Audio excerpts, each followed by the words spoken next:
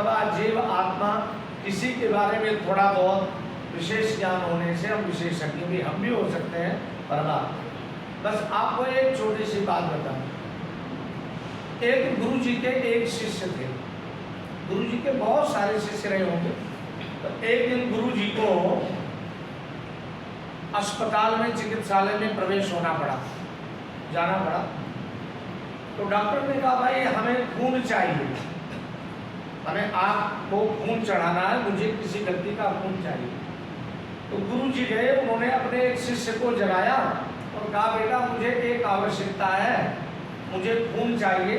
तुम 18 साल की 20 साल की अवस्था है और तुम में खून भी प्रचुर मात्रा में है, तो मुझे खून चाहिए, क्या आप मुझे खून दे सकेंगे? किसने कहा? गुरु जी ने कहा। तो वह शिष्य उसी समय अपने आप को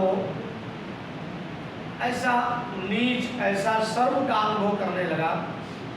कहा गुरुजी आज तक मेरी की गई सेवा, मेरी भक्ति, मेरा जब तक सब आज नष्ट हो गया।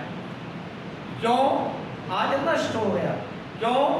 क्योंकि आज गुरु जी को हमसे कुछ लेने के लिए मुझे सोते हुए जगाना पड़ा। इसका मतलब है कि हमारे गुरु को, हमारे मतलब गुरु जी को हम पर इतना विश्वास नहीं। उसके कहने का भाव था कि गुरु जी यदि आपको रक्त चाहिए था तो आप सोते सोते मेरा रक्त निकलवा लेते। क्या आपको मुझे इतना विश्वास नहीं कि मेरे खून लेने के लिए आपको मुझे जगाना पड़ा? अरे मेरा खून आप सोते सोते ले लेते तो आज मैं धन्य हो जाता।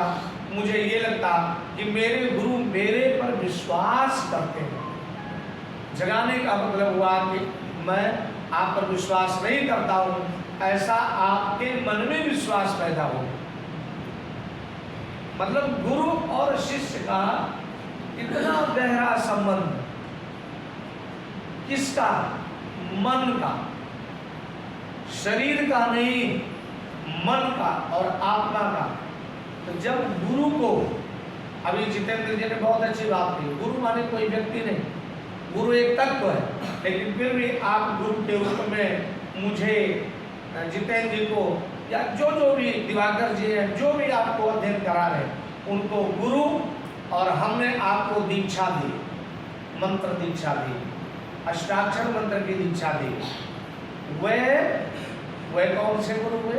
वो परम गुरु, वह सदगुरु। इस रूप में आपके जीवन की चर्या, आपकी जीवन की शैली इतनी मजबूत होनी चाहिए कि गुरु जी को ये विश्वास हो कि मैं गुरु जी का वास्तव में शिष्य हूँ, और सोते हुए नहीं।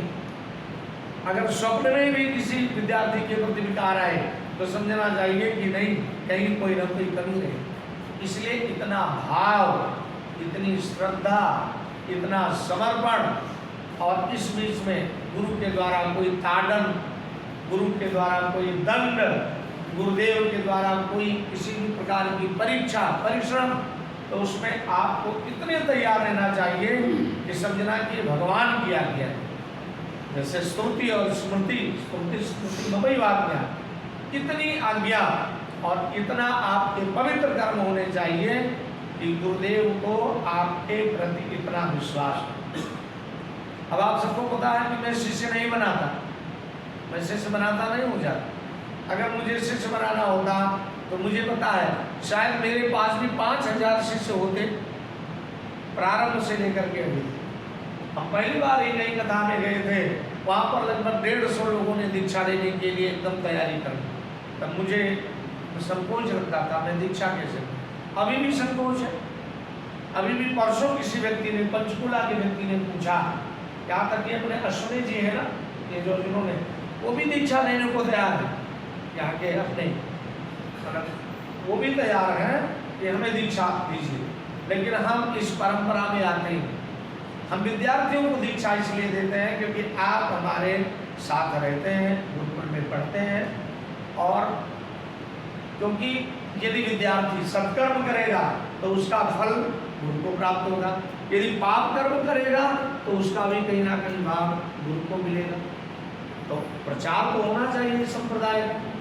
तो फिर रामानंद स्वामी जी ने कैसे एक शिखर के ऊपर जाकर के उनके गुरुदेव जी ने कहा कि आपको नरक प्राप्त होगा, लेकिन 10,000 शिष्यों को एकत्रित करके उन्होंने अष्टाक्षर मंत्र का उपदेश दे दिया कि कोई बात नहीं, मैं नरक जाऊंगा, लेकिन कम से कम इतने लोग तो वैकुंठ को चले जाएंगे जो मंत्र का श्रवण करेंगे।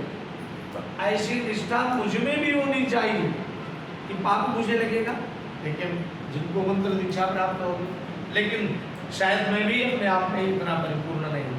तो इसलिए ये बात इतनी ही। आज एक बात बताना चाहूंगा कि आप सभी संध्या वंदन तो कर